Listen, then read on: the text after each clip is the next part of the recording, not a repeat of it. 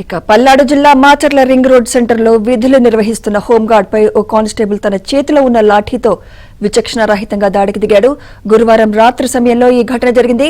అసలు ఎందుకు కొట్టాల్సి వచ్చిందో తెలియలేదు. ఈ ఘటనకు సంబంధించిన వీడియో సోషల్ మీడియాలో వైరల్ గా మారింది. ఈ దాడిలో హోంగార్డ్ తీవ్రంగా గాయపడగా దాడికి పాల్పడ్డ పోలీస్ కానిస్టేబుల్ కు సంబంధించి వివరాలు తెలియాల్సి ఉంది.